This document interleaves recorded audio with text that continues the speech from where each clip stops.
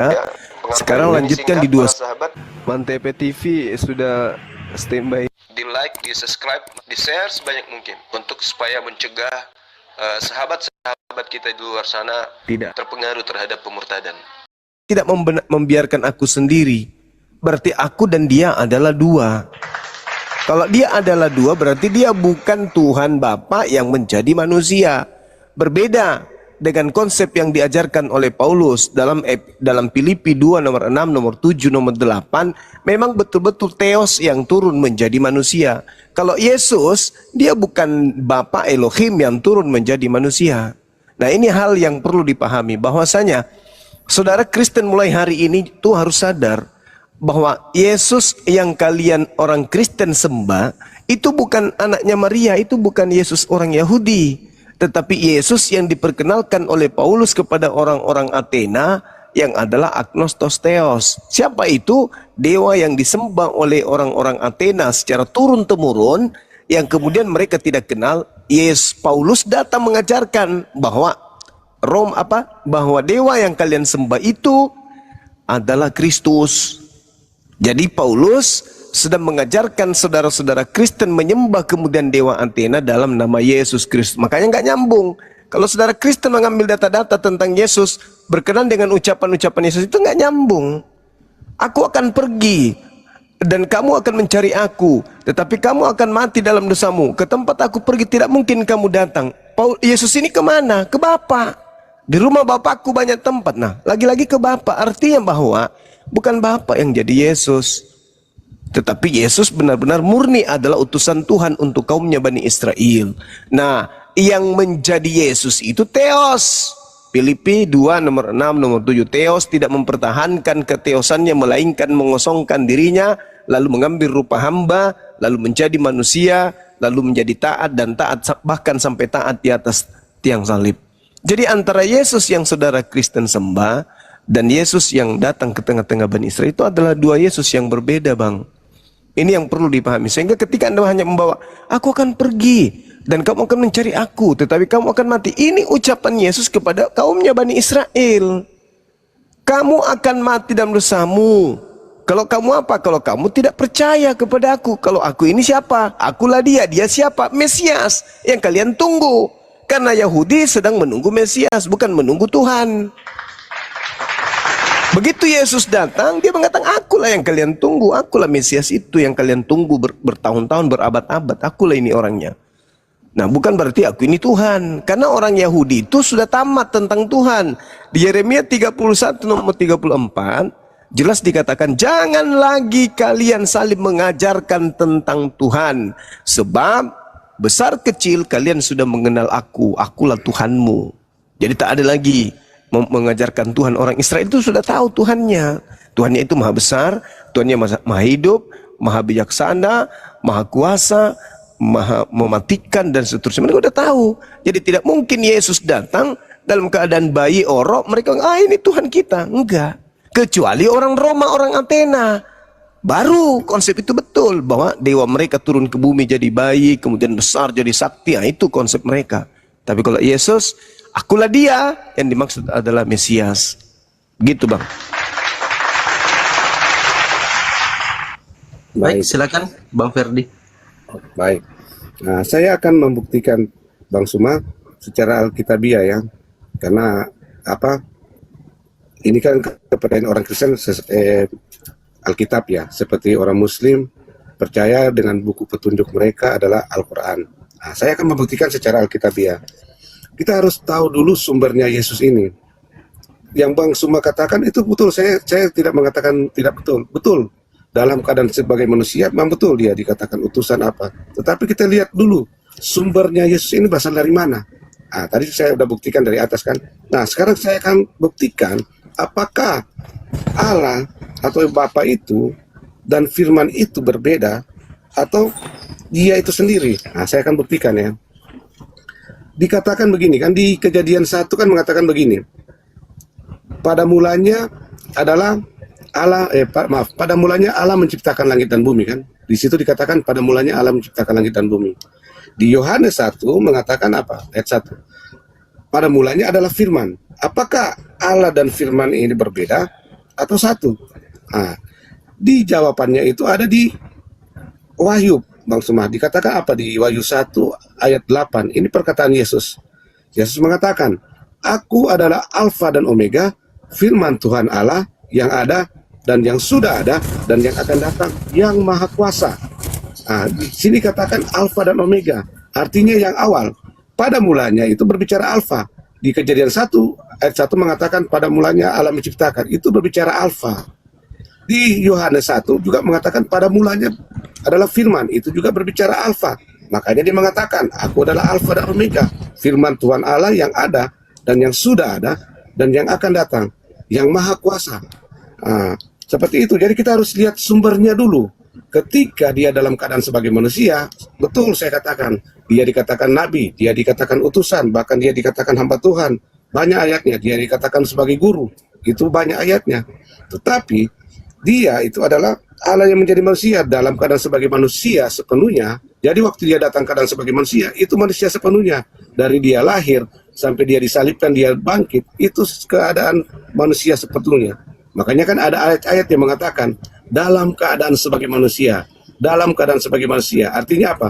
Sebelum dia menjadi manusia, dia apa?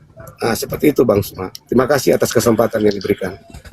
Oke, jadi gini saudara. Kalau berbicara mengenai Yesus itu pada mulanya adalah firman dan firman itu adalah Elohim. Dan Elohim itu adalah Yesus. Itu larinya kemana perginya? Larinya ke ajaran paganisme. Karena ketika Tuhan itu pada mulanya, lalu kemudian Tuhan menciptakan alam semesta ini dengan berfirman, itu wajar, itu rasional. Cuman permasalahannya ketika dikatakan bahwa Yesus itu adalah firman itu sendiri yang menjadi manusia, itu keliru besar. Itu sesat Bang. Kenapa? Coba Anda lihat di dalam Yohanes 8 nomor 42. Aku datang ke atas muka bumi bukan atas kehendakku sendiri. Nah, katanya yang turun adalah firman. Berarti firman itu sendiri adalah Tuhan itu sendiri. Berarti firman itu sendiri yang datang jadi manusia. Kalau konsep Filipi 2 nomor 6, nomor 7, nomor 8. Si firman mengosongkan diri lalu turun menjadi manusia. Itu baru betul bahwa Yesus yang Anda sembah adalah Theos yang nuzul sendiri menjadi manusia. Dia sendiri yang mau jadi manusia. Jadilah Kristus yang diajarkan oleh Paulus. Tapi kalau berbicara mengenai Yesus anak Maria itu berbeda. Yohanes 8:42, aku datang bukan atas kehendakku sendiri. Lalu atas kehendak siapa? Ya atas kehendak Tuhanku. Andai saja Yesus itu adalah Elohim itu sendiri, maka dia akan berkata, aku datang menjadi manusia karena aku mau sendiri, aku sendiri yang mau. Aku jadi manusia karena kehendakku sendiri. Tapi faktanya kan tidak. Itu ucapan Yesus. Lantas kenapa kemudian saudara mengumpulkan data-data bahwa Yesus itu Tuhan? Dari mana hasilnya? Dari mana datangnya catatan-catatan itu? Ingat Bung, Bible itu bukan firman Tuhan. Bible itu juga bukan sabda Yesus. Tetapi rangkaian, kalau perjanjian baru, rangkaian hasil penyelidikan yang dipersiapkan kemudian untuk dihadiahkan kepada orang-orang Roma. Maka wajarlah kemudian jika pengantar-pengantar yang ada di dalamnya menghantarkan orang yang membacanya, menghipnotisnya untuk memahami bahwa Yesus itu adalah Tuhan itu sendiri yang turun menjadi manusia. Padahal pada dasarnya itu tidak. Yesusnya datang harus kita pisahkan. Jangan seakan-akan Bible ini adalah firman yang Yesus sampaikan. Jangan seakan-akan Bible ini adalah karya Yesus. Bukan. Yesus mengajarkan kepada muridnya, penulis itu tidak dikenal oleh Yesus. Dan misi daripada penulis juga tidak diketahui oleh Yesus. Apa yang ada dalam catatan-catatan mereka juga Yesus tidak tahu. Jadi apapun yang dituliskan di dalam, sebisa mungkin penulisnya menggiring pembacanya untuk memahami bahwa Yesus itu Tuhan.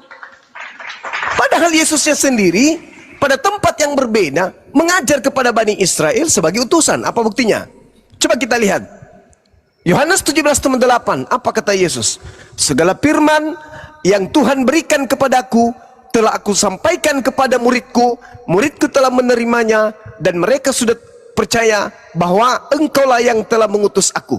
Berarti segala firman yang menghantarkan Anda kemudian menuhankan dia justru menghantarkan murid Yesus, dan Yesus mengakui kalau Yesus hanyalah utusan Tuhan. Segala firman loh. Bukan comot-comot satu firman, dua firman, enggak. Semua firman, segala firman yang engkau berikan kepadaku telah aku sampaikan kepada mereka, dan mereka telah menerimanya, dan mereka percaya. Salah enggak kepercayaan murid Yesus ketika murid Yesus percaya kalau Yesus itu utusan Tuhan? Salah enggak? Enggak salah. Yang salah kalau Yesus itu Tuhan yang turun jadi manusia, itu yang salah. Tapi ketika dikatakan Yesus adalah utusan Tuhan, ya tak ada masalah di situ. Benarlah kepercayaan itu. Begitu juga ketika Yesus bersaksi tentang dirinya. Adakah yang lebih tinggi kesaksian Yesus daripada Yesus? Enggak ada. Yohanes 5 nomor 36. Ada kesaksianku yang lebih penting dari kesaksian Yohanes Pembaptis, bahwa segala pekerjaan yang aku lakukan, mujizat-mujizat, kekuatan-kekuatan, pekerjaan itu yang aku lakukan saat ini, dan pekerjaan itu yang bersaksi tentang aku, bahwa aku adalah utusan Tuhan. Jadi baik ucapan Yesus maupun pekerjaan Yesus, dua hal ini menghantarkan Yesus membuktikan dirinya, mempromosikan dirinya sebagai utusan Tuhan. Lalu kenapa dia bisa jadi Tuhan bagi orang Kristen? Nah itu dia, karena orang Kristen sebenarnya menuhankan dewa yang dipromosikan Paulus dalam nama Yesus Kristus. Makanya ketika Yesus Kristus bertemu dengan orang Kristen nanti, Yesusnya heran, loh, aku tidak mengenal kalian. Tapi bukankah kami bernubuat, mengusir setan, bermujizat pakai nama? Oh sorry, aku tidak mengenal kalian. Hanyalah daripada aku, kalian semua adalah pembuat kejahatan. Kenapa bisa demikian? Karena Kristen hari ini terlena dengan mengatakan Yesus kami yang di surga, Yesus kami yang di surga. Sebenarnya yang disembah, yang dipanggil oleh orang Kristen itu bukan Yesus Yahudi. Yesusnya orang Athena, Yesusnya orang Romawi, yang adalah dewanya orang Roma dan Yunani, yang dibungkus dalam nama Yesus. Sedangkan Yesus di ufuk yang berbeda hanyalah seorang rasul untuk kaumnya Bani Israel. Dia nggak tahu, dia nggak pernah mengajarkan dirinya akulah Tuhan, akulah yang Tuhan yang turun ke bumi. Malah dia mengatakan apa yang dikatakan oleh Yesus, aku datang bukan atas kehendakku. Nah ini kesalahan fatal yang harus kemudian disadari oleh saudara-saudara Kristen, bahwa sejatinya yang Kristen sembah hari ini di gereja bukanlah anak Maria, melainkan dewa Athena, dewa Romawi yang dibungkus dengan menggunakan nama Yesus Kristus. Demikian. Baik, terima kasih. Nah, sekarang ya oke lah kalau Bang Suma bilang Paulus itu bukan apa namanya ya, dia apa namanya bukan rasul. Oke. Nah, sekarang saya akan buktikan di apa muridnya Yesus. Siapa? Petrus. Yesus kan berpesan begini di Matius 28 kan, ayat yang 18. Yesus mendekati mereka dan berkata, kepadaku diberikan segala kuasa di surga dan di bumi. Karena itu, pergilah, jadikanlah semua bangsa muridku, dan baptislah mereka dalam nama Bapa dan Anak dan Roh Kudus. Dan ajarkanlah mereka melakukan segala sesuatu yang kuperintahkan kepadamu. Dan ketahuilah, aku menyertai kamu senantiasa sampai pada akhir zaman. Nah, ini perkataan Yesus. Sekarang kita lihat, apakah Petrus melakukan seperti itu? Kita lihat di dalam Kisah Para Rasul. Para Rasul 2 ayat 38. Mengatakan apa?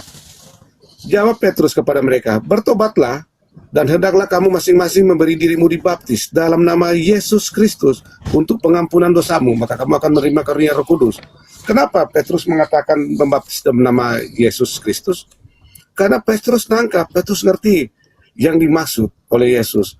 Apa itu penekanan pada satu nama, dalam nama Bapa dan Anak dan Roh Kudus, itu penekanan pada satu nama. Siapa? Nama Yesus. Nah, saya akan buktikan apakah benar nama Bapa itu adalah Yesus, nama Anak itu Yesus, dan Roh Kudus itu Yesus. Saya akan buktikan. Kita lihat di dalam Keluaran. Musa sempat menanyakan tentang nama Allah itu kan, di Keluaran 3 ayat 13 mengatakan begini. Lalu Musa berkata kepada Allah, tetapi apabila aku mendapatkan orang Israel dan berkata kepada mereka, Allah nenek moyangmu telah mengutus aku kepadamu, dan mereka bertanya kepadaku, bagaimana tentang namanya? Apa yang harus kujawab kepada mereka? Firman Allah kepada Musa, aku adalah aku. Lagi firmannya, beginilah kau katakan kepada orang Israel itu, akulah aku telah mengutus aku kepadamu. Artinya namanya belum dinyatakan. Makanya pada waktu itu orang Israel selalu mengartikan dengan Elohim atau Adonai, karena tidak berani menyebut 4 huruf itu. Terus kapan nama itu dinyatakan? Nama itu dinyatakan di perjanjian baru ketika dia datang sebagai manusia. Nah, di Yohanes 17 ayat 11 mengatakan nih, berbicara tentang nama. Dan aku tidak ada lagi dalam dunia, tetapi mereka masih ada di dalam dunia. Dan aku datang kepadamu. Ini perkataan Yesus. Ya Bapa yang kudus, peliharalah mereka dalam namamu, yaitu namamu yang telah engkau berikan kepada aku supaya mereka menjadi satu. Di 12 juga sama, mengatakan selama aku bersama mereka, aku memelihara mereka dalam namamu, yaitu namamu yang telah kau berikan kepadaku. Berarti nama Bapa itu adalah Yesus. Nama anak juga yang datang ke dunia sebagai Mesias adalah nama Yesus juga. Dan Roh Kudus, kalau kita lihat di dalam Yohanes juga 14, kalau nggak salah itu, Yohanes 14 mengatakan apa? Sabar ya, saya cari. Dia mengatakan juga tentang nama itu. Nama apa? Roh Kudus itu diutus dalam nama Yesus. Makanya di Filipi 2 ayat 8 mengatakan dengan matinya dia sebagai manusia, dia telah apa? Taat sampai mati, bahkan mati di kayu salib, dan dikaruniakan nama di atas segala nama. Pertanyaan saya, kalau nama di atas segala nama, adakah nama yang lebih berkuasa atau setara dengan nama itu? Enggak ada. Nama siapa yang dikatakan nama di atas segala nama? Nama Yesus itu dikatakan apa? Nah, seorang akan bertekuk lutut dengan nama itu. Nama itu telah diberikan apa? Kuasa di sorga, di bumi, bahkan di bawah bumi. Kalau dia cuma sebagai manusia atau cuma sebagai nabi, tidak mungkin kan dikasih kuasa di sorga, di bumi, bahkan di bawah bumi. Dan nama itu adalah nama di atas segala nama. Makasih Bang Suma. Baik, jadi saudara, sekali lagi saya katakan bahwa Bible Anda itu adalah buku yang menghantarkan orang menjadi pengikut ajaran Roma Yunani. Maka syarat kemudian pengantar-pengantar seperti yang Anda sampaikan itu menggiring manusia, mencuci otak manusia, mendoktrin dan mendogma manusia supaya mereka itu menuhankan Kristus. Padahal kalau Anda berbicara mengenai Matius 28 nomor 18, kepada aku telah diberi kuasa. Itu siapa yang berkata seperti itu? Apakah Yesus anak Maria? Bukan. Yesus anak Maria tidak pernah mengatakan bahwa dia diberi kuasa baik di langit maupun di bumi. Enggak pernah. Yesus malah mengatakan dalam Yohanes 5 nomor 30, aku tidak dapat berbuat apa-apa dari diriku sendiri. Bahkan ketika Yesus berbuat apa-apa, itu hanya sekedar untuk membuktikan dirinya sebagai utusan Tuhan. Cuman Yesus mengatakan kepada muridnya, waspadalah kepada penyesat yang datang kepadamu, memakai namaku.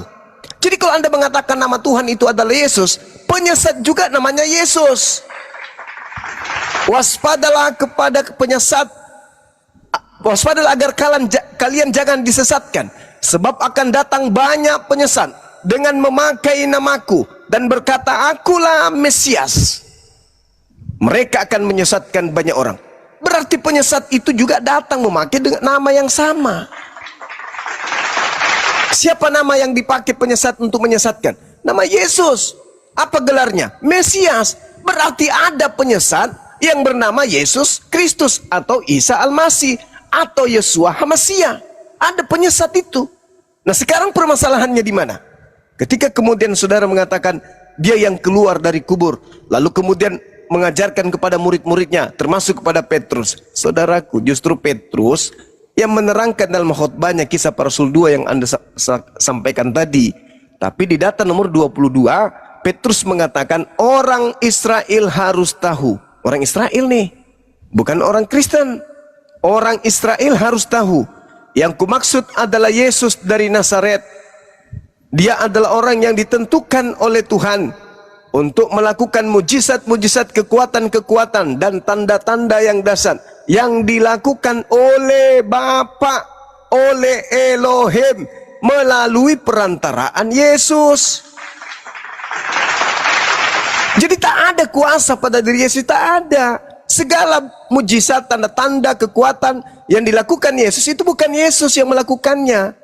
Itu Bapa yang melakukan itu melalui perantaraan Yesus. Sedangkan yang keluar dari tanah kubur, kepada aku telah diberi kuasa. Bukankah yang diberi kuasa kemudian untuk menguasai langit, angkasa langit, Efesus 2 nomor 2 adalah iblis? Dan bukankah penguasa bumi juga itu menurut Yesus adalah iblis? Yohanes 12 nomor 31. Dan keluar dari kubur mengatakan, kepada aku telah diberi kuasa baik di angkasa langit maupun di bumi. Yaitu iblis. Dan memang Yesus mengatakan, Matius 12 nomor 38-40, angkatan jahat ini minta satu tanda, dan tidak akan diberikan satu tanda apapun selain tanda Yunus. Sebab Yunus 3 hari dalam perut ikan, demikian juga manusia 3 hari dalam perut bumi. Nah, hari ketiga keluar dari perut bumi. Siapa itu? Angkatan jahat yang diberi tanda.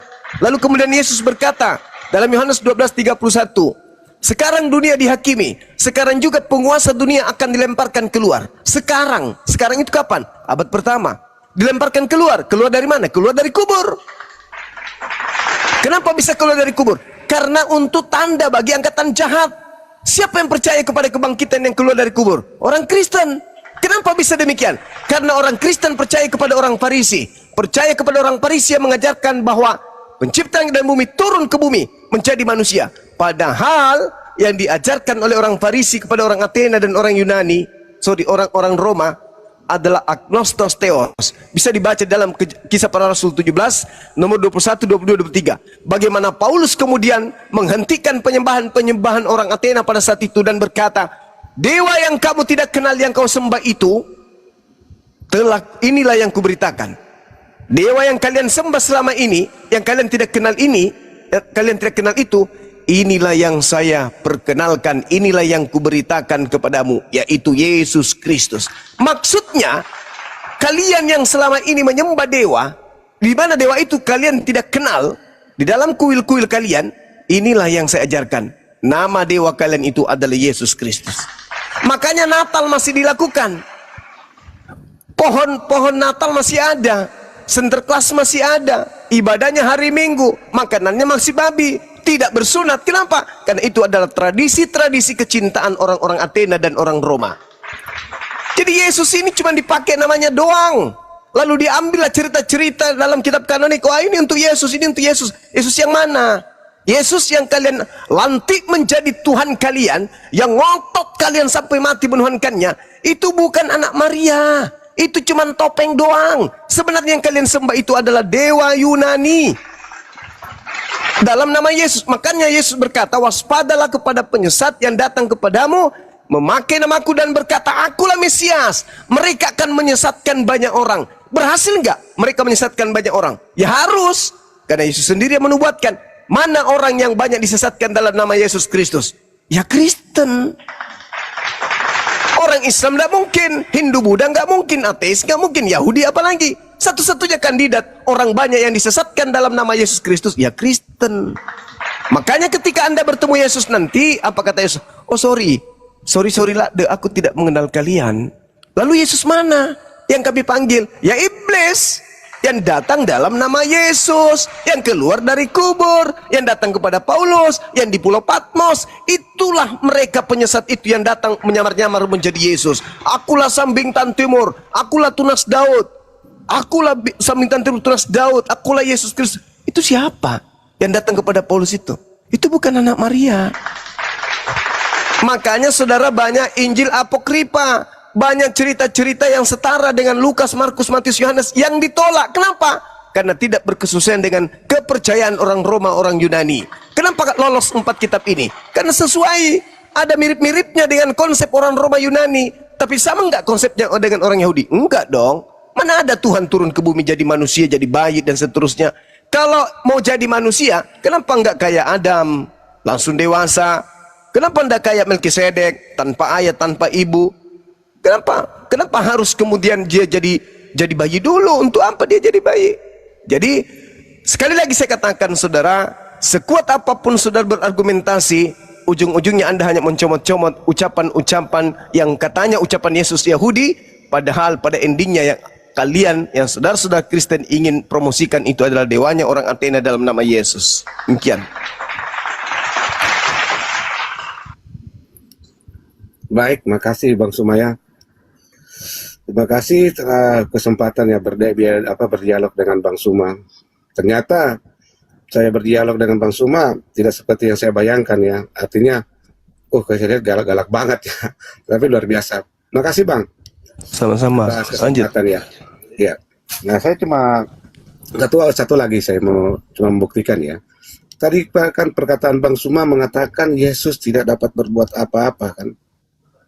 Nah, memang benar dikatakan itu, tetapi ada sekali-kali dia membuktikan bahwa dia berkuasa dalam bentuk apa. Nah, kalau kita lihat di Alkitab kan banyak mengatakan Yesus ketika melakukan mujizat dia selalu berdoa kan. Tetapi ada juga dia tidak melakukan itu untuk membuktikan kepada muridnya bahwa dia ini siapa. Saya kasih contoh ya di Markus 4. Di situ di ayat 35 kan mengatakan begini. Pada hari itu waktu hari sudah petang Yesus berkata kepada mereka, marilah kita bertolak ke seberang. Mereka meninggalkan orang banyak itu lalu bertolak dan membawa Yesus beserta dengan mereka dalam perahu di mana Yesus telah duduk dan perahu-perahu lain juga menyertai dia. Lalu mengamuklah taufan yang sangat dahsyat dan ombak menyembur masuk ke dalam perahu sehingga perahu itu mulai penuh dengan air. Pada waktu itu Yesus sedang tidur di buritan sebuah tilam, maka murid-muridnya membangunkan dia dan berkata kepadanya, Guru, engkau tidak peduli kalau kita binasa? Ia pun bangun menghardik angin itu dan berkata kepada danau itu, diam, tenanglah.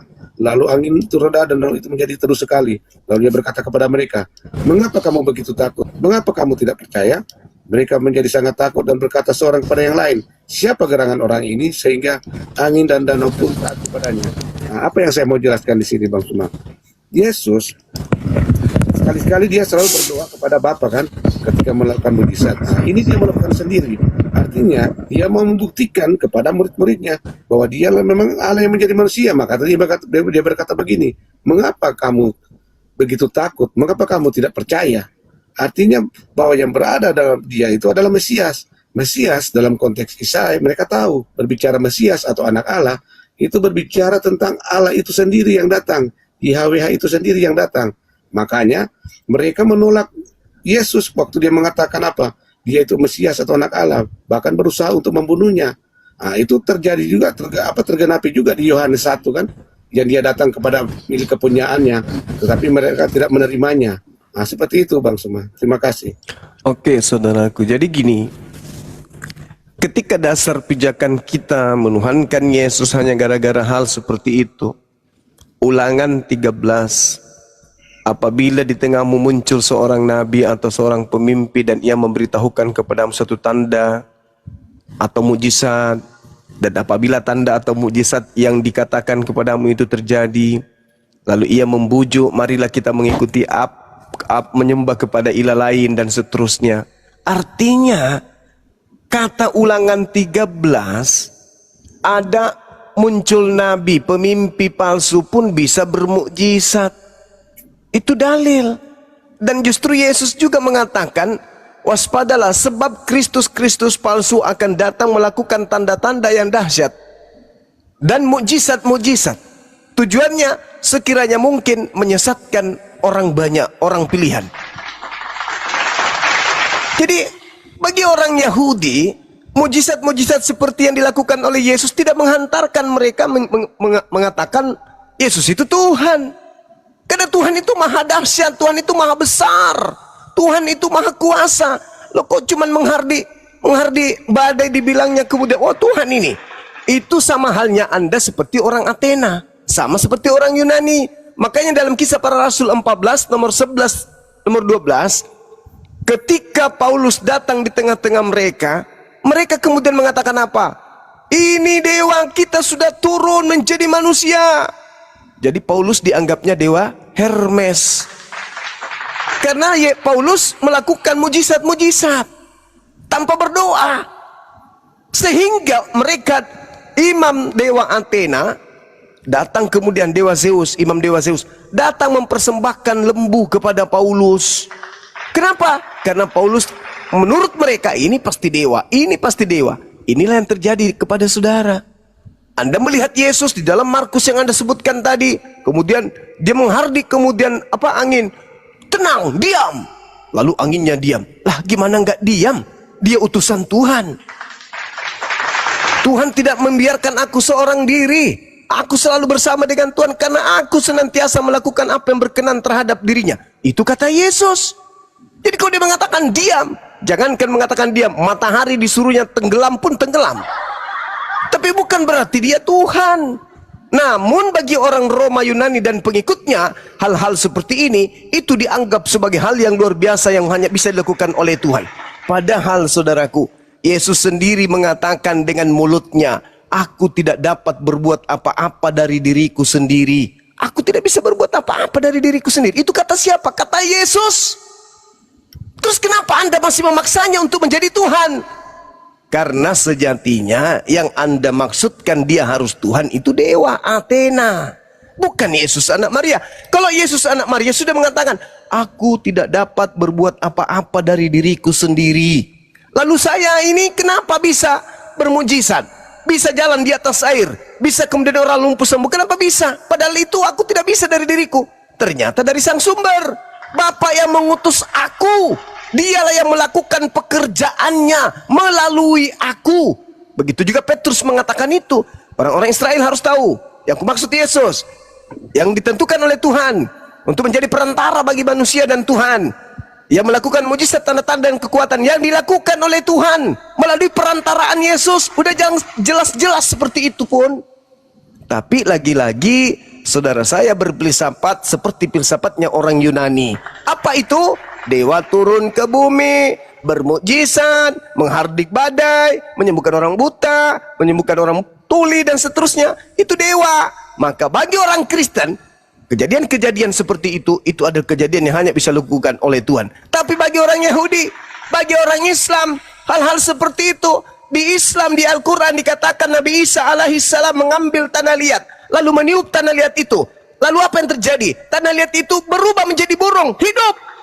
Wah, kalau kita ini Kristen pasti akan mengatakan, tidak ada yang bisa menghidupkan selain Tuhan. Berarti Nabi Isa adalah Tuhan. No, sorry, kami bukan ajaran Athena. Kami bukan pengikut orang-orang Yunani. Kalau orang Yunani melihat itu, dia Tuhan, dewa.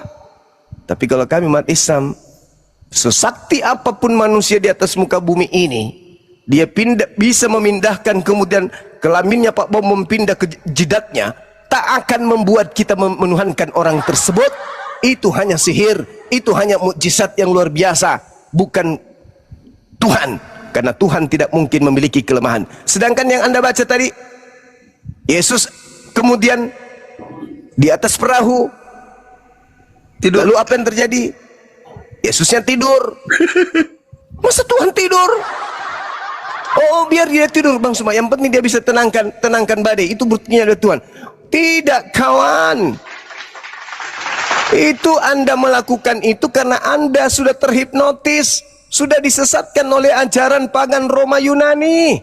Kalau Anda menjadi seorang Yahudi melihat Yesus dalam keadaan seperti itu hanya sampai kepada level, oh inilah Mesias yang ditunggu, inilah dia yang kita tunggu, inilah dia yang kita tunggu. Bukan Tuhan tapi adalah utusan Tuhan, duta Tuhan, wakil Tuhan untuk menjadi juru selamat bagi kaumnya Bani Israel. Begitu abangku. Silakan. Baik, terima kasih. Kan Yesus juga dikasih gelar apa? Juru selamat kan? Nah, sekarang kita akan buktikan apakah juru selamat ini cuma sebagai utusan, Yesus ini sebagai yang dikatakan juru selamat ini cuma sebagai utusan, atau dia sendiri yang datang. Nah, sekarang kita lihat di Yesaya 63 itu mengatakan di ayat 8 dan 9, bukankah ia berfirman, sungguh merekalah umatku, anak-anak yang tidak akan berlaku curang, maka ia menjadi juru selamat mereka. Konteks juru selamat sudah ada di perjanjian lama. Terus dikatakan di 9, dalam segala kesesakan mereka apa? Bukan seorang duta atau utusan, melainkan ia sendirilah yang menyelamatkan mereka. Dialah yang menebus mereka dalam kasihnya dan belas kasihannya. Nah, makanya saya mengatakan begini loh, cuma agama-agama yang ada di dunia ini dengan kekristenan itu beda. Nah, bedanya apa? Kalau agama-agama lahir kan karena upaya manusia mencari Tuhan kan, maka lahirlah agama-agama. Kalau kekristenan itu ialah apa? Allah sendiri yang berinisiatif mencari manusia. Karena apa? Karena dosa itu ya menjadi penghalang. Karena apa? Allah suci, Allah itu kan maha suci, maha kudus. Tidak ada satu titik pun dosa yang bisa mendekat kepadanya. Makanya caranya bagaimana? Dia sendirilah yang datang mencari manusia. Dengan apa? Sebagai juru selamat itu. Seperti yang dikatakan Yesaya, nubuatan ini. Dan tergenapi di Yohanes tadi ayat 1. Dia datang kepada apa? Ke dalam dunia, ke dalam kepunyaannya sendiri.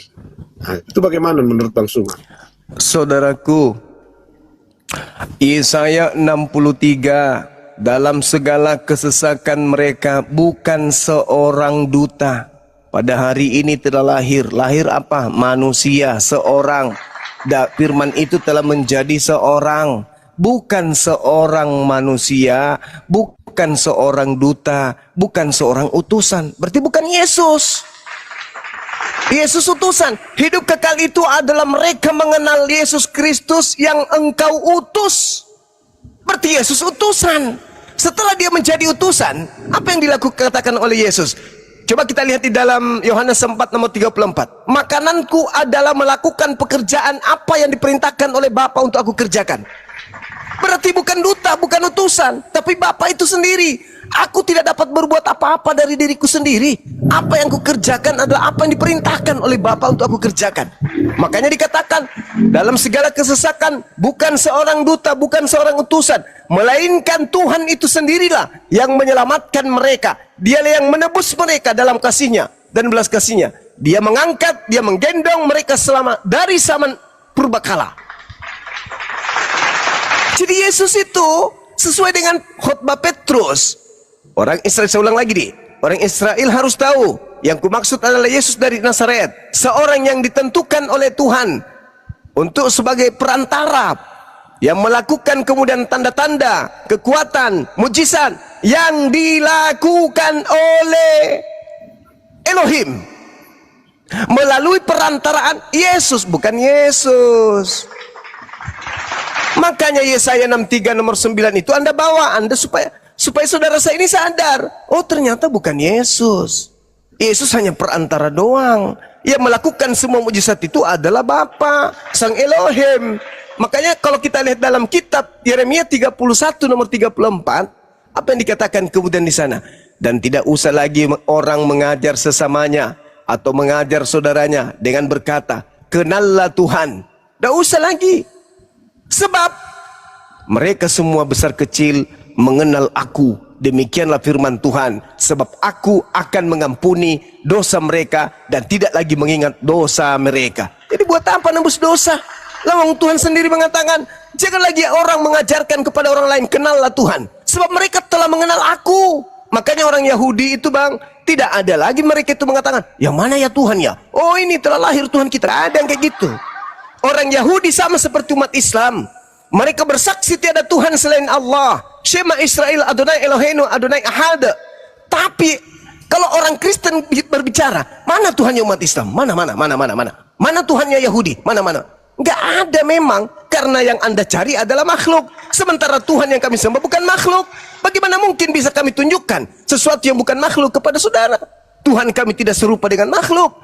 2 Samuel 7:22, pencipta langit dan bumi yang maha tinggi tidak sama dengan manusia, tidak sama dengan apapun, tidak serupa dengan apapun. Laisa kamitslihi syai'. Tapi kami jangan kalian ajarkan tentang Tuhan, karena kami tahu Tuhan itu seperti apa adanya. Apa Tuhan itu? Qul huwallahu ahad. Tuhan itu satu. Allahus samad. Tuhan tempat bergantungnya segala sesuatu. Lam yalid walam yulad. Tuhan tidak diberanakan, tidak beranak dan tidak diperanakan. Walam yakul lahu kufuwan ahad. Dan Tuhan itu tidak setara dengan apapun. Kami sudah mengenal Tuhan itu. Dengan cara apa kami mengenal Tuhan? Kami lihat ciptaannya. Ini yang menciptakan siang malam ini Tuhan. Yang membuat hujan turun ke bumi Tuhan.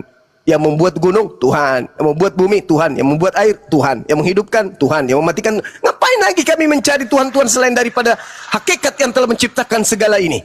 Tidak perlu. Karena Tuhan itu maha melihat meskipun kita tak melihat. Tuhan itu maha mendengar meskipun kita tidak mendengarkan Tuhan. Tuhan mendengarkan dan melihat kita, tapi kita meskipun tidak melihatnya. Itulah konsep dalam iman Islam dan iman Yahudi. Jadi tidak perlu lagi orang mengajarkan Tuhan itu begini loh. Hanya gara-gara dia lahir tanpa ayah dibilang Tuhan. Hanya gara-gara jalan di atas air menghardik badai dianggap Tuhan. Waduh, Tuhan itu tidak serendah itu. Tuhan menciptakan alam semesta. Tuhan yang berkuasa atas segala-galanya. Sementara Yesus hanya seenggok bayi Yahudi dibilang Tuhan. Alamak. Bukan seperti itu sahabatku, saudaraku. Ingat, ada dua kekuatan di atas muka bumi yang ingin dituhankan.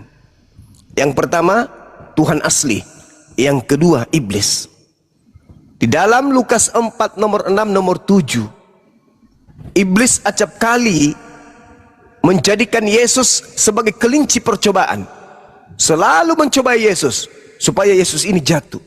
Bahkan pada endingnya iblis yang mengatakan kepada Yesus, Yesus, jika kamu menyembah aku, maka segala kuasa akan kuberikan kepadamu dan kemuliaannya. Sebab aku berkuasa memberikan kepada siapapun yang aku kehendaki. Nah, iblis minta disembah. Lalu kemudian data nomor 13-nya, apa katanya di sana? Setelah iblis mencoba Yesus, mundurlah iblis lalu menunggu waktu yang tepat. Berarti iblis ini mengintai.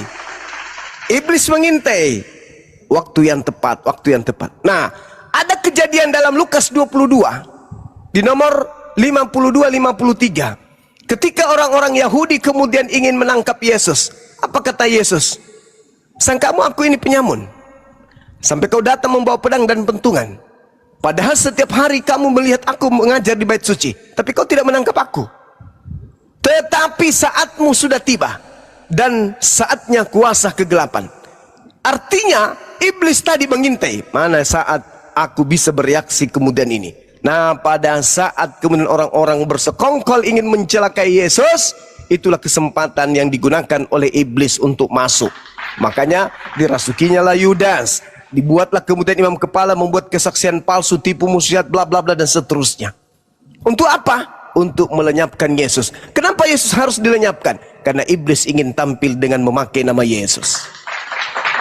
Maka setelah Yesus terangkat ke langit, iblislah yang berkuasa dengan memakai nama Yesus. Makanya dalam Yohanes 12 nomor 31, sekarang juga dunia dihakimi. Saatnya sekarang penguasa dunia, yaitu iblis, dilemparkan keluar. Begitu Yesus terangkat ke langit, iblisnya yang keluar dari bumi, menggantikan posisi Yesus. Akulah Yesus yang kau aniaya. Nah, sekarang kau harus taat kepadaku. Pergilah, jadikanlah seluruh bangsa menjadi muridku. Itu siapa? Yesus. Tidak mungkin Yesus melarang muridnya ke bangsa lain.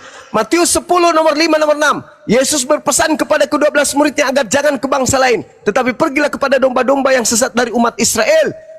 Matius 15 nomor 24, aku diutus hanya kepada domba yang sesat dari umat Israel. Lalu siapa yang keluar dari kubur ini? Pergilah ke seluruh dunia, jadikan seluruh bangsa menjadi muridku. Ini siapa? Hanya iblis yang kemudian ingin seluruh umat manusia menjadi pengikutnya. Yesus enggak. Ada orang Kanaan datang meminta anaknya sembuh, malah disebut anjing. Aku diutus hanya kepada domba yang sesat. Jadi artinya bahwa ketika saudara membawa Yesus, maafkan saya saudara, ini memang pahit, tapi inilah kenyataan. Yesus ketika di Bukit Zaitun didatangi muridnya, guru, apa tanda kedatanganmu? Harusnya kalau Yesus yang keluar dari kubur pada hari ketiga, harusnya Yesus mengatakan, tanda kedatanganku adalah anak manusia akan keluar dari kubur. Ada enggak Yesus mengatakan begitu? Enggak. Tapi kenapa ada yang keluar dari kubur? Oh, itu tanda untuk angkatan jahat. Matius 12 nomor 38 sampai 40. Angkatan jahat ini minta satu tanda, orang Farisi ini minta satu tanda. Dan tidak akan diberikan satu tanda kepada angkatan jahat selain anak manusia keluar dari perut ikan dan keluar dari perut bumi. Itu tanda untuk siapa? Tanda angkatan jahat. Kristen percaya enggak? Percaya. Berarti Kristen ini adalah angkatan jahat. Sekarang muridnya yang benar, angkatan yang benar datang kepada dia di Bukit Zaitun. Matius 24 nomor 3 sampai nomor 31. Not 31. Apa kemudian kata guru muridnya? Guru, iya paman, berikan kami satu tanda dong. Apa tanda kedatanganmu? Nah, sayangnya dia tidak mengatakan, aku akan datang, anak manusia akan datang di tengah-tengah kubur. Tapi apa kata Yesus? Tanda kedatanganku adalah aku akan nampak di tengah-tengah langit, bukan di tengah kuburan. Tapi ada yang keluar dari kubur, itu untuk angkatan jahat. Mau jadi angkatan jahat?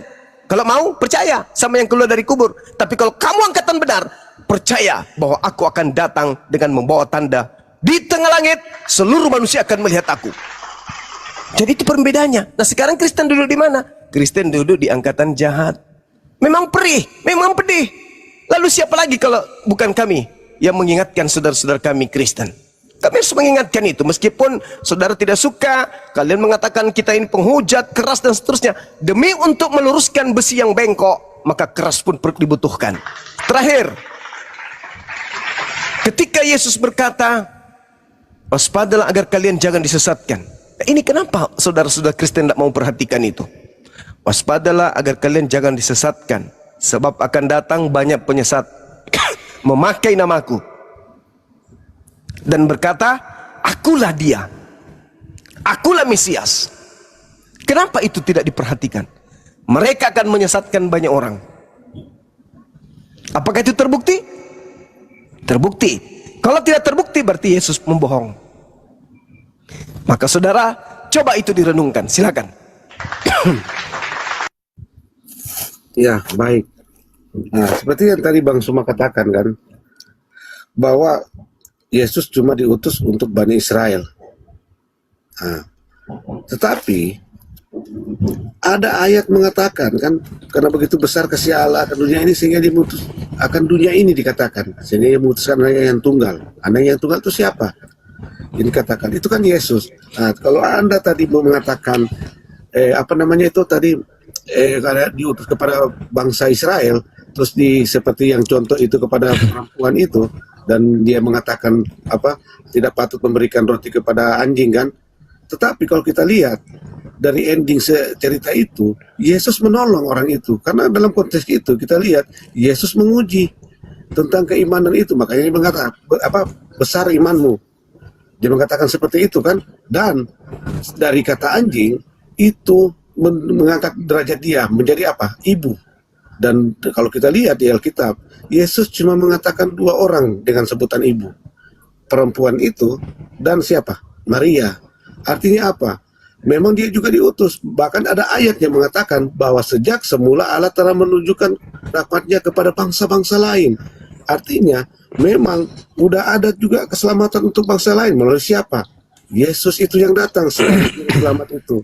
Dan situ juga banyak ayat-ayat yang membuktikan bahwa dia datang memang untuk dunia. Tetapi memang harus melalui siapa? Bangsa pilihannya itu dari Israel itu. Tetapi apa, sebagai untuk dunia melalui dari satu bangsa itu, bangsa Israel itu dia datang. Seperti itu Bang Suma. Makasih. Iya, saudara, Anda kudu wajib mendengarkan apa yang dikatakan oleh Yesus di dalam Yohanes 4:21. Di situ dia juga memanggil ibu, meskipun lembaga Bible Indonesia itu menyalahartikan kemudian original teksnya. Di situ original teksnya adalah gune atau guneka, yang artinya ibu atau perempuan. Sama seperti ketika dia memanggil di dalam Matius 15 itu juga dengan panggilan gune. Itu. Nah, lalu saudara coba lihat konteksnya. Tidak pantas kemudian roti yang disediakan untuk anak-anak diberikan kepada anjing.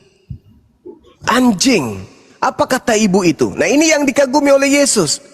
Ucapan iman kepercayaan ibu ini yang dikagumi Yesus. Apa katanya? Betul Tuhan. Tapi bukankah anjing makan remah-remah, makan sampah yang jatuh dari meja tuannya? Ha tuh. Waduh, baru kali ini ada orang non-Yahudi yang betul-betul bisa merendah. Biasanya angkuh mereka ini. Kok bisa merendah? Maka Yesus kagum terhadap ibu itu. Besar imanmu ibu. Jadilah seperti apa yang engkau inginkan. Apa yang kau inginkan? Sembuh anaknya. Itu aja. Gak ada yang lain. Berubah gak dia menjadi domba? Enggak. Tetap aja dia ada anjing. Itu yang Anda harus paham. Apakah dia besar imanmu ibu, jadilah seperti domba? Enggak dong. Dia tetap anjing. Tidak pernah berubah dia kemudian status menjadi domba. Itu satu. Kemudian yang kedua, ketika kita berbicara mengenai Yesus, Yesus diutus ke tengah-tengah kaumnya. Dengan Anda mengatakan begitu besar kasih karunia Tuhan akan dunia ini. Betul. Makanya sedunia umat Islam mendapatkan karunia keselamatan. Kenapa? Karena umat Islam beriman kepada para nabi. Nabi yang diutus oleh Tuhan kepada Bani Israel bernama Nabi Isa, Yesua, Iso. Orang Yunani merubahnya menjadi Isos. Itu pas itu. Hidup kekal itu adalah mereka mengenal engkau satu-satunya Tuhan yang benar dan mengenal Yesus Kristus sebagai yang engkau utus. Itu iman kami umat Islam. Begitu besar kasih karunia Tuhan akan dunia ini, sehingga ia menganugerahkan Yesus sebagai anaknya, sebagai hambanya yang tunggal, yang seorang diri pada saat itu, kemudian untuk membimbing Bani Israel menuju kepada keselamatan. Barang siapa yang percaya kepadanya tidak binasa, melainkan memperoleh hidup yang kekal. Percaya enggak ketika Yesus mengatakan aku diutus hanya kepada domba yang sesat dari umat Israel? Percaya dong umat Islam. Orang Kristen percaya enggak? Enggak. Untuk kami juga dong, bukan cuma Israel doang. Salah kau Yesus. Aku tidak dapat berbuat apa-apa dari diriku. Percaya enggak umat Islam? Percaya. Orang Kristen, enggak dong, kau kan Tuhan. Masa enggak bisa? Kau ada Yesus. Jadi Kristen selalu membantah Yesus ini. Kenapa? Karena sejatinya Yesus yang mereka ikuti itu tadi, agnostos theos, yang Paulus jual kepada orang-orang Athena di dalam Kisah Para Rasul 17, nomor 21, 22, 23. Nah, kemudian ketika dikatakan begitu besar kasih karunia Tuhan akan dunia ini, sehingga ia menganugerahkan kemudian anaknya yang tunggal, barang siapa yang percaya kepadanya tidak binasa, melainkan memperoleh hidup yang kekal. Saudaraku, Yesus itu ketika dia datang di tengah-tengah kaumnya, kenapa dia menjadi anugerah bagi dunia?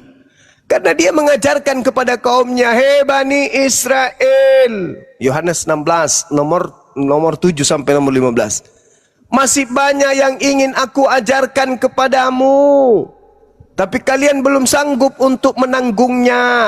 Masih banyak loh, masih banyak yang belum diajarkan Yesus, yang pada zaman itu belum mampu untuk ditanggung oleh orang-orang Yahudi. Artinya ada ajaran yang kelak datang, yang mana ajaran itu ketika didudukkan di abad pertama tidak akan sanggup orang lakukan. Nah, yang akan menjadi tolak ukurnya adalah Kristen dan juga Islam.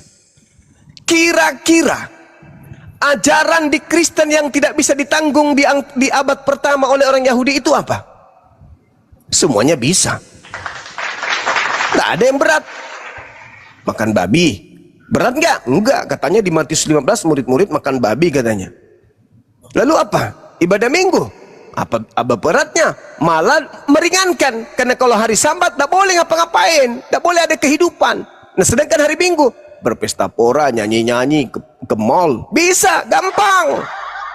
Apalagi Natalan. Oh, itu juga pesta-pesta dalam orang Yahudi. Lalu apa yang berat? Puasa 40 hari 40 kan sudah dilakukan Yesus pada saat itu. Yang maksud Yesus adalah masih banyak yang ingin aku ajarkan, tapi kamu belum sanggup untuk menanggungnya. Yohanes 16 nomor 12. Tapi ketika ia datang, yaitu roh kebenaran, dialah yang akan mengajarkan kamu segala sesuatunya tentang penghakiman, hukum-hukum, keadilan, dan pengisapan dunia akan dosa. Nah, ternyata ada yang akan diutus, seorang penghibur lain, yang akan mengajarkan sesuatu yang tidak bisa dilakukan kemudian oleh angkatan Yesus. Apa itu? Misalnya haji. Itu. Apalagi puasa. Apalagi tentang berubahnya syariat-syariat tentang haid. Apalagi bahwa keselamatan bukan lagi dari Yahudi, tapi diambil dari mereka. Ada masa di mana kamu tidak akan menyembah lagi di gunung ini, tetapi kerajaan Bapa akan diambil daripadamu. Sanggup gak? Nggak sanggup. Faktanya, berdiri nggak kerajaan di luar mereka yang diambil? Berdiri. Bangsa Arab 1400 tahun kerajaannya sampai hari ini, semakin hari semakin bercahaya. Bisa nggak mereka terima? Nggak bisa. Itu fakta. Berarti hal-hal yang belum bisa diajarkan oleh Yesus pada zaman itu, dan karena disebabkan muridnya belum sanggup menanggungnya, itu adalah dinul Islam.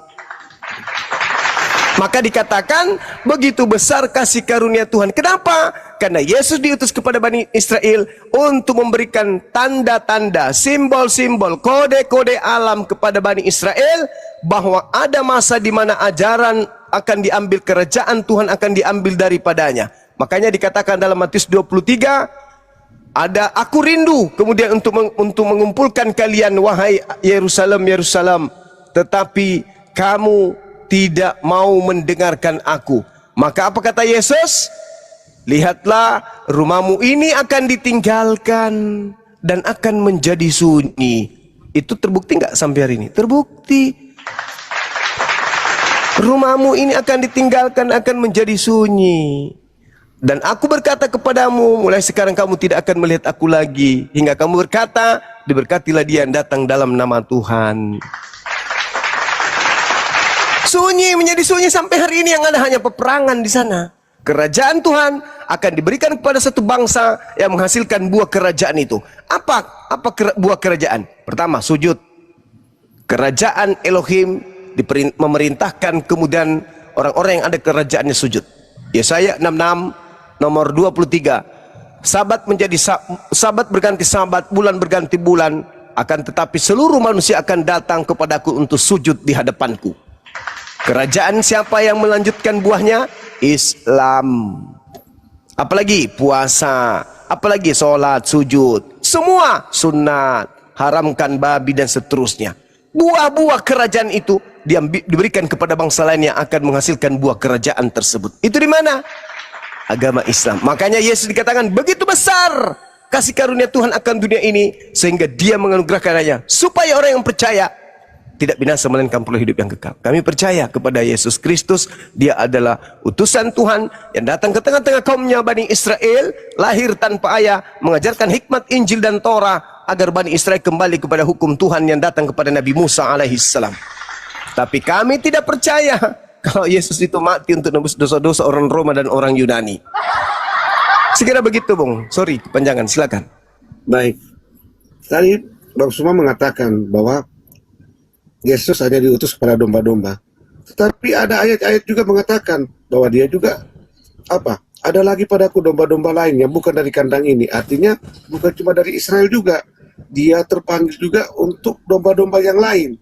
Artinya buat siapa? Seperti yang dikatakan itu, untuk dunia. Domba-domba itu mendengar suaraku. Suara siapa? Yesus. Makanya Yesus mengatakan tadi seperti yang Bang Suma kutip kan, akan datang, tiba saatnya akan datang menyembah di dalam roh dan kebenaran. Maksudnya menyembah dalam roh dan kebenaran, bicara apa? Roh dan kebenaran itu berbicara tentang roh. Itu adalah seperti yang di Kejadian 1 ayat 1 mengatakan, Allah itu adalah roh, menyembah dalam roh dan kebenaran. Kebenaran itu berbicara tentang apa? Firman. Firman itu adalah kebenaran. Makanya ketika dia datang sebagai penghibur, diutus dalam nama Yesus. Nah, kalau Anda tadi mengatakan Bang Subah, saya mohon maaf banget. Ini bukan untuk mengejek atau apa ya. Saya cuma mengatakan, kan dikatakan penghibur diutus dalam namaku, dalam nama Yesus. Saya mengatakan, apakah Pak Ustadz dan yang lain mempercayai nama itu? Enggak kan? Yang justru yang mempercayai adalah siapa? Orang-orang Kristen. Makanya dikatakan penghibur itu diutus dalam namaku. Akan datang penyembah di dalam roh dan kebenaran. Seperti yang orang Kristen percaya bahwa Allah itu adalah pada dasarnya adalah roh. Dan kebenaran itu telah datang ke dunia. Siapa? Firman itu yang menjadi manusia. Terima kasih Bang Suma. Baik, saudaraku. Ketika dikatakan kemudian roh kebenaran itu diutus dalam namaku. Kebetulan saja kami juga punya kitab namanya Al-Quranul Karim. Dan kami percaya hanya ada satu manusia suci yang diutus pencipta langit dan bumi ke tengah-tengah Bani Israel yang lahir tanpa ayah. Kami menyebutnya Isa. Dalam bahasa Yunani, Isos. Dalam bahasa Ibrani, Yesua.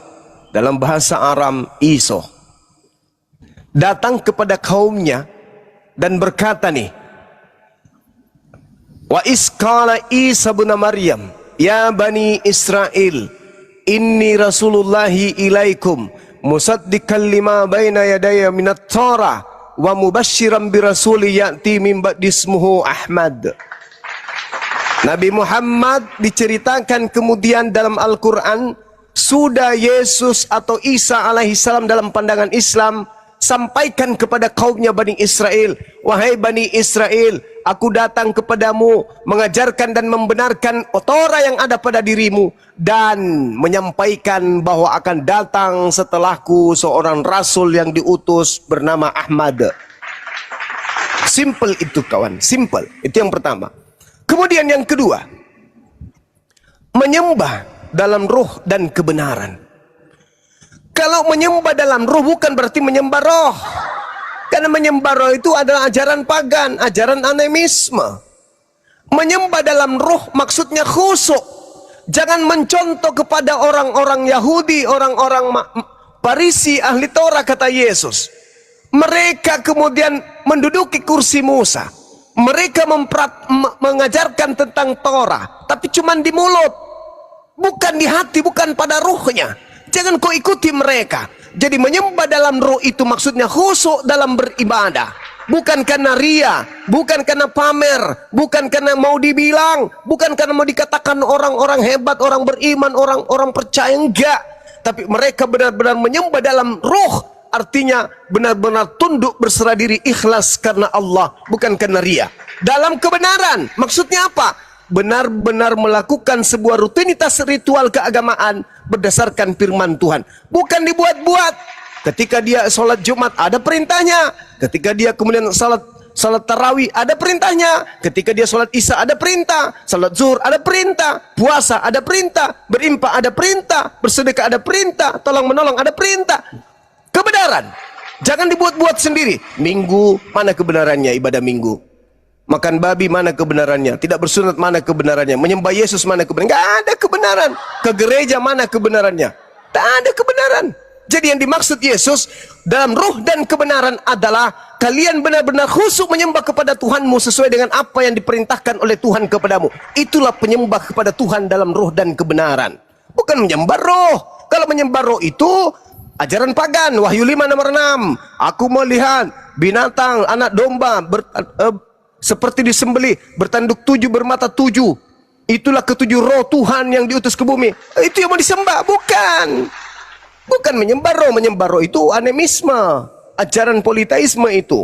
Sedangkan yang dimaksud Yesus, menyembah dalam roh dan kebenaran, itu adalah khusyuk dalam beribadah. Dan khusyuknya beribadah, konsentrasinya dalam beribadah, disebabkan karena ibadah yang dilakukan adalah ibadah yang tertuntun, ibadah yang betul-betul diperintahkan oleh Tuhan.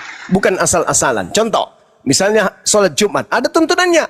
Ya ayyuhalladzina amanu idza nudiya lis-sholati min yaumil jumu'ah. Ada perintahnya. Keluaran 31 nomor 14, kuduskanlah hari Sabtu. Barang siapa yang tidak menguduskan hari Sabtu maka bunuhlah. Nah, itu ada perintahnya. Minggu mana perintahnya hari Minggu? Kalau tidak ada perintahnya, lalu apa yang mau dikatakan kebenaran?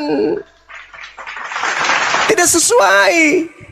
Roh dan kebenaran itu khusyuk, dan khusyuk yang dilakukan itu bukan hanya ikut-ikutan manusia. Memang ada perintahnya, ada tuntunannya. Ada yang diperintahkan, ada yang memerintahkan. Nah, itu baru. Anda boleh lihat di dalam Ulangan 11 nomor 1, Yosua 22 nomor 5. Yang disebut beribadah, kasih kepada Tuhan adalah mereka yang melakukan dengan taat, dengan setia segala perintah-perintah Tuhan. Bukan perintah manusia. Nah, itu baru menyembah yang benar. Saya kira begitu. Silakan.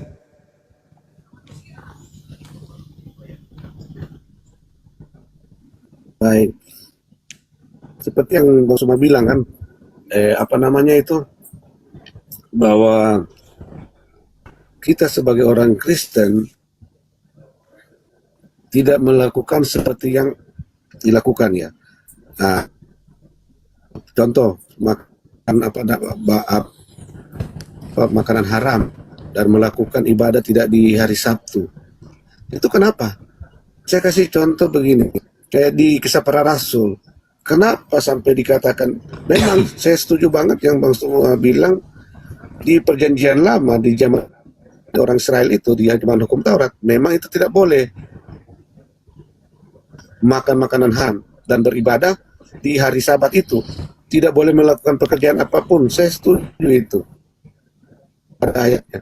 Tetapi semenjak ada Yesus datang sebagai Selamat itu telah digenapi hukum Taurat itu. Bahkan Paulus mengatakan telah membatalkan hukum Taurat itu. Karena apa? Karena dia sering melakukan kerjaan di hari Minggu. Hukum Taurat.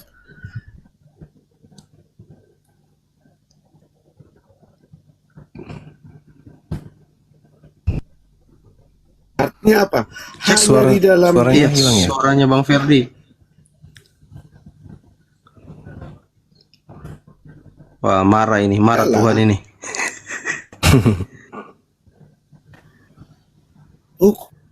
Bang Ferdi, Hukum Taurat tidak ditut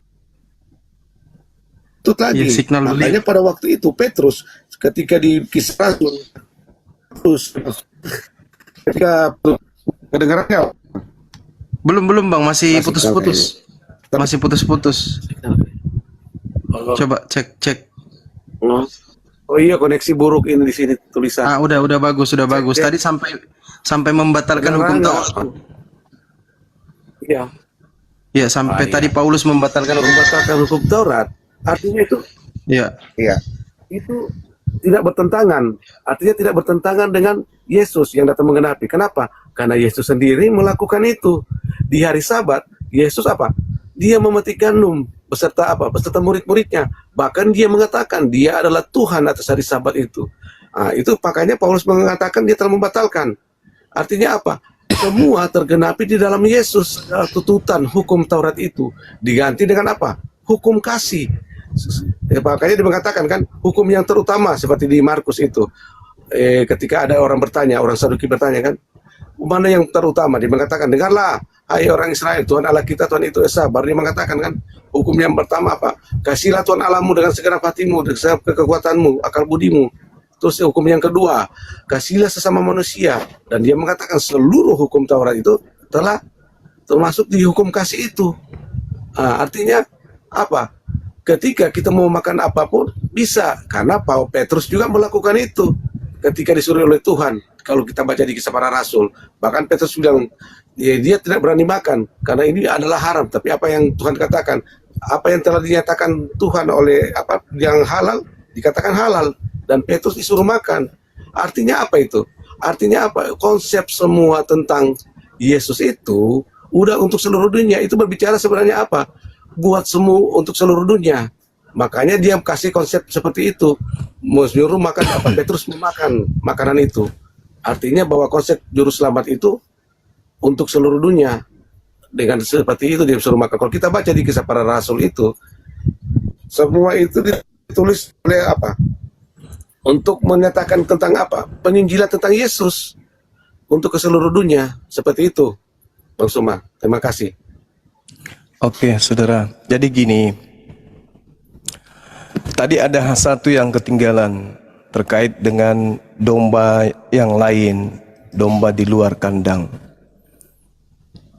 Anda boleh baca di Hezkel 5 nomor 12. Di situ dikatakan bahwa Bani Israel sepertiga dari mereka itu dibuat berserak, dihamburkan ke seluruh penjuru mata angin.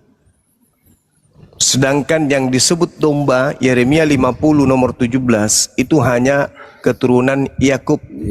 Yehezkiel ya?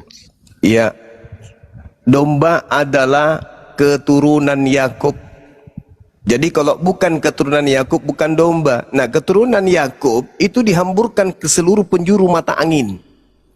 Makanya Yesus mengatakan, jangan ke bangsa lain, tapi pergilah kepada domba-dombaku yang sesat dari umat Israel. Artinya, pergi ke seluruh dunia, maksudnya kalau ada dombanya di Indonesia, ya ke Indonesia. Ada dombanya di Thailand, ya ke Thailand. Ada dombanya di Jepang, ya ke Jepang. Ada Bani Yakub di sana, ya ke situ. Itu maksudnya. Bukan berarti anjing bisa berubah menjadi domba. Bukti bahwasanya Anda, saudara-saudara Kristen, saya bukan domba, kalian makan babi. Domba itu makan rumput. Mana ada domba makan babi? Ya makan babi itu serigala. Itu yang pertama. Kemudian yang kedua, ketika berbicara mengenai Taurat digenapi. Digenapi itu artinya dilengkapi, bukan dikurangi, dihilangkan. Segala sesuatu yang digenapi itu disempurnakan. Babi haram, ketika disempurnakan halal. Kok bisa? Semakin haram. Kalau dia digenapi semakin haram. Tapi bukan digenapi, itu cuma bahasa tipuan. Sebenarnya yang dimaksud digenapi oleh Paulus adalah dihilangkan. Efesus 2 nomor 15. Dengan matinya Yesus di atas tiang salib, dia Yesus telah membatalkan hukum Taurat beserta segala perintah-perintah yang ada di dalamnya. Ayo.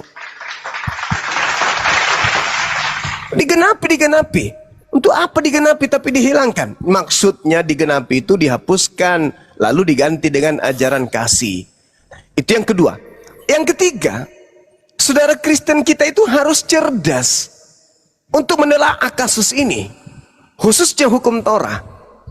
Hukum Taurat itu, apapun rangkaian yang ada di dalamnya, yang paling kecil sampai yang terbesar dalam hukum Taurat, itu semuanya untuk Bani Israel. Aku akan mengadakan perjanjian baruku kepada Bani Israel dan Bani Yehuda. Apa itu? Aku akan memasukkan hukum Taurat ke dalam batin setiap Bani Israel dan Yehuda. Ada nggak dikatakan Bani Indonesia? Nggak ada. Bani Belanda, Bani Italia, ada nggak ada. Bani Israel, Bani Yehuda. Aku akan menaruh. Dan juga kita lihat di dalam Ulangan 5, nomor 1, nomor 2, sampai nomor 3, dan seterusnya. Hukum Taurat itu hanya berlaku kepada kaumnya Bani Israel. Begitu juga Ulangan 33, nomor 1 sampai 4. Hukum Taurat itu tidak diberikan kepada bangsa lain, tapi berlaku hanya kepada Bani Israel. Lalu buat apa Yesus mati untuk Kristen?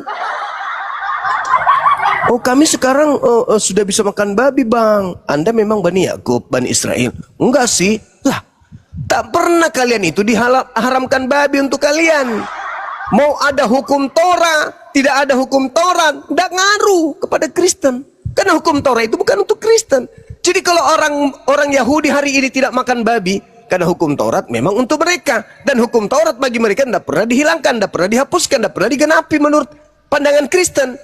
Sedangkan Kristen mengatakan kami makan babi karena tidak lagi berlaku hukum Taurat. Lah, berlaku tidak berlaku hukum Taurat, apa pedulinya dengan Kristen? Janganlah engkau makan babi, engkau. Janganlah engkau makan babi. Imamat 11:7. Karena itu haram bagi kamu. Engkau siapa? Engkau siapa? Engkau siapa? Engkau Bani Israel, Bani Yakub, bukan Kristen. Jadi nggak usah mengambil kemudian, oh Yesus sudah membatalkan. Di dalam Matius ini dia katakan bukan yang masuk ke mulut, yang ngapain kayak gitu kali? Itu kan untuk kalian babi itu. Bukan haramnya babi itu kan untuk kalian, bukan untuk kalian. Jadi kalian mau makan babi, pesta babi, tak ada hubungannya dengan hukum Tuhan, tak ada hubungannya dengan hukum Taurat. Kalian punya hukum sendiri, sibuk-sibuk sendiri. Tidak pernah Tuhan menurunkan sebuah aturan main kepada orang Athena, kepada orang Yunani, kepada orang Roma. Kalian aja sibuk-sibuk sendiri bikin aturan dengan memakai nama Yesus doang.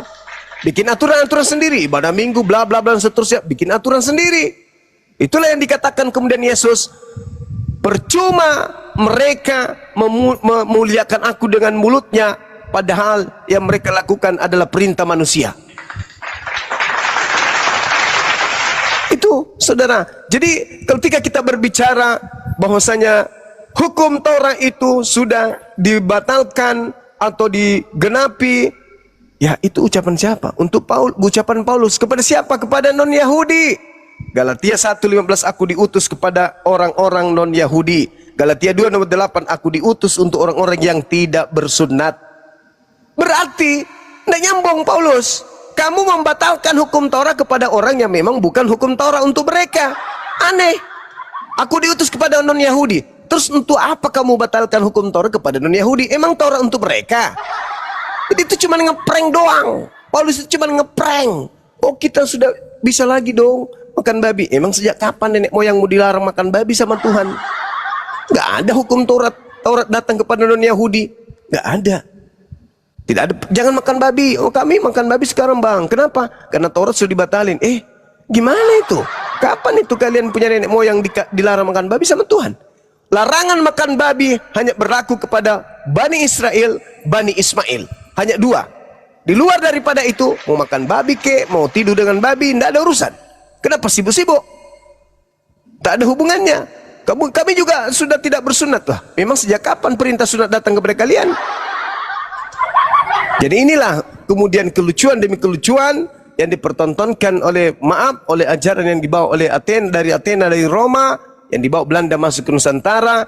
Sebuah konsep yang dibangun tanpa ada validasi, tak ada legitimasi dari Yesus itu sendiri. Padahal sang pengajar, sang guru dan Tuhan adalah Yesus. Sayangnya sang Tuhan tidak mengenal Bible, sang Tuhan tidak mengenal Kristen, Sang Tuhan tidak mengenal kemudian janji-janji keselamatan kepada di luar daripada non-Yahudi.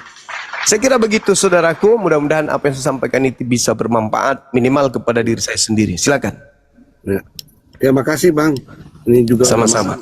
Makasih ya atas debatnya. Terima kasih kesempatan yang diberikan Bang Suma. Sama-sama saudaraku, makasih tetap Bos, sehat. Ya. Ya, tetap sehat, panjang umur. Silakan. Ya, saya izin turun ya. Siap, Saudara Ferdi. Terima kasih udah diskusi dengan baik. Ya. Bang Ferdi jangan kapok ya Bang. Enggak. Ya, siap-siap. Makasih. Ya, Sama-sama Bang, sama-sama Bang.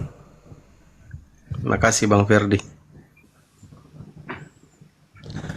Pasien selanjutnya. Ada lagi domba-domba lain yang bukan dari kandang ini.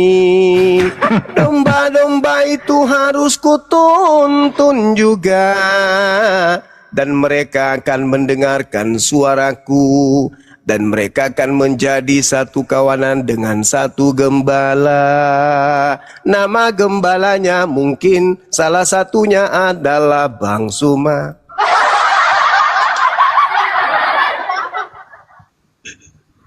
Lama kali Ada domba makan babi.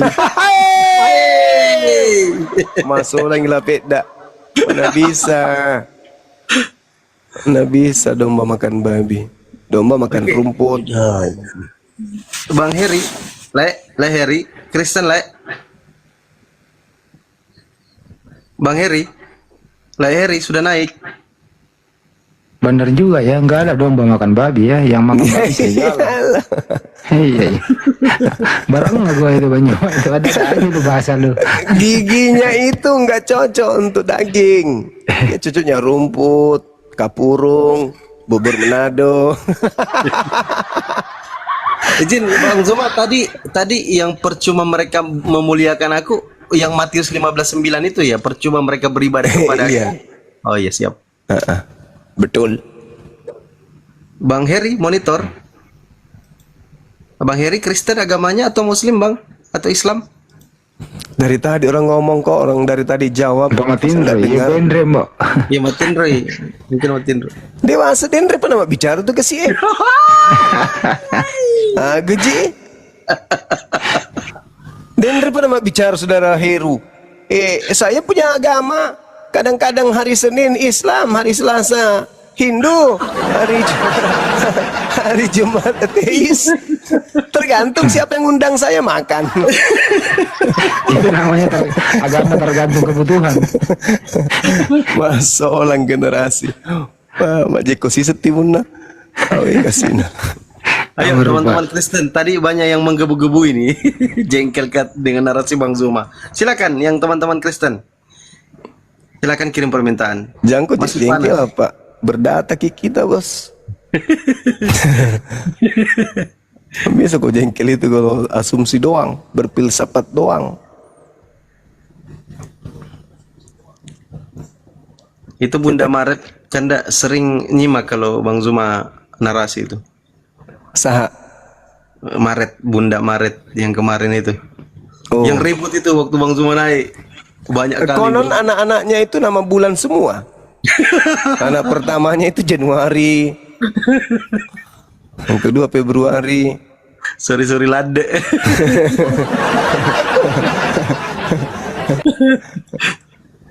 Ayo teman-teman Kristen yuk ngobrol santai aja yuk. Anggi ini kayaknya Muslim, Rems ini mana tadi teman-teman Kristen yang menggebu-gebu? Gian mana Gian tadi? Iya, naik ke di sini. Bara oding ikan kungisita mana kule di ini. Di apa Arenanjo? Di Pantai Pakarang. Wasolang generasi. Belum sehat Kakanda, saya dengar masih bersin-bersin. Iya, tergantung cuaca juga kan. Oh gitu deh. Makelo kita seyolo Bang Suma aja na bos, tergantung bayaran. Apalagi lagu Bugis itu mahal coy. Lambut nio soe, turun ni para kange, jagai polok muna sosok ipopo. Iya kan? Iya, masih keluarga kan pop sama Paragang ini. Ya sebu satu kali, sebu dua kali dengan bom-bom.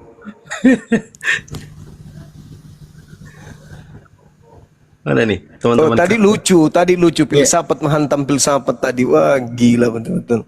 Yang waktu sebelum naik, waktu nonton di sebelah. Iya, si Kiamat dimaki habis sama siapa? Edo sama si Erben. Ya, perang filsafat mereka, sama-sama masolang, sama-sama rusak. Gimana ceritanya? Al-Quran malah benar, mereka berselisih paham. Gimana? Luar biasa Quran ini ya. Ya Allah. Mereka saling membenci dan berselisih paham sampai hari kiamat. Wah, gila. Masya Allah banget Al-Quranku. Keren.